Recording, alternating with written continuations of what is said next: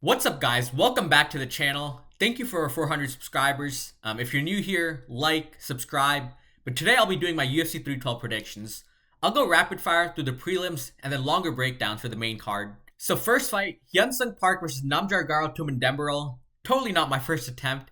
I got Hyun-Sung Park by second round TKO. Next we got Quilin Salkid versus Anchil Jubli. Now, as much as I want my boy Jubli to represent, and he did get a bit unlucky in his last fight, I got Salkid by decision. Next, we got Jonathan Mikalev versus Kevin Jusay. Now, Mikalev is a little bit hittable, so I got Jusay by second round TKO. And then to end the early prelims, we got Rongju versus Cody Steele. Now, I think Steele outgrapples him, so give me Cody Steele by decision. Now to the prelims, Alexander Topuria versus Colby Thickness. Now, Topuria, he's a great grappler, good double leg takedown, solid right hand, good ground and pound.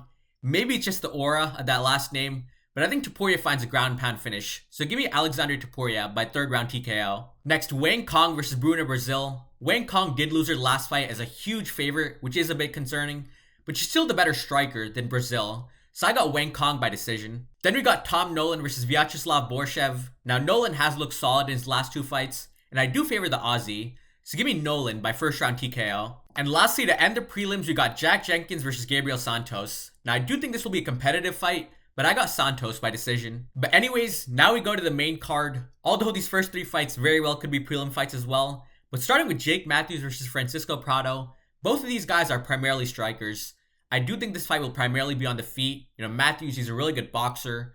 Good outside game, 1-2s, using the jab. Prado, he's a bit more explosive at times, but not as technical on the outside.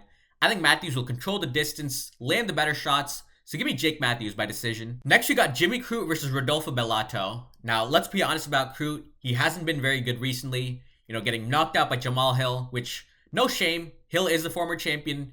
But then he got submitted by Alonzo Menefield. He hasn't been very active recently. I think he's on a 1.5 year layoff. So there's a lot of concern on Crute's side. Now, Bellato, he isn't the most technical guy. He's got a lot of power, but not the most skills. I was going to go Crute, with the hometown guy. Maybe he wins a decision. But with the 1.5 year layoff, I do favor Bellato. So give me Rodolfo Bellato by first round KO. Then we got Justin Tafa versus Talison Teixeira. Now Tafa, he's very unpredictable. He can go out there, get a KO in 1 minute, or he can just get outworked for 15 minutes and lose a decision. Now when I watched Talison Teixeira on his DWCS debut, he got a good knockout, but he didn't have the best defense. He got hit with a lot of clean shots. He doesn't have the best head movement or defensive awareness. And that's a bad recipe against the power puncher in Justin Tafa.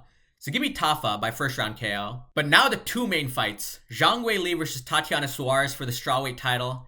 I actually have Zhang Weili as my number one pound for pound female fighter. I'm not sure how the UFC has Shevchenko higher when you look at their recent dominance and Weili's run right now at strawweight. But anyways, Tatiana Suarez is actually the favorite in this fight against a legend in Weili. Now, I can kind of understand the logic. Suarez, she's a phenomenal grappler. She will get Weili down at least a couple times. She's got a dangerous guillotine choke. Weili is getting older. But overall, I do think a lot of people are sleeping on Weili's grappling. She was able to dominate Joanna on the ground in the rematch. She was able to submit Carla Esparza, who's primarily a grappler. I think she can hold her own on the ground. And on the feet, they're completely two different levels. Weili's super explosive, fast striking, good kicks, solid right hand, whereas Tatiana, she's a bit slower and not as advanced in the striking. I think Weili will hold her own on the ground, outstrike Tatiana, so I got it and still Zhang Weili by decision. And lastly, the main event, DDP versus Strickland 2. The first fight, it was ultra competitive, a fight that could have gone either way, where I had it 3-2 Dricus, but I will say, I think DDP has better game plans and makes better adjustments fight to fight.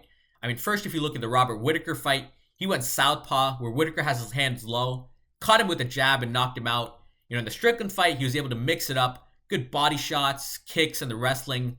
And then against Adesanya, he chased rear naked choke twice, got it on the second attempt.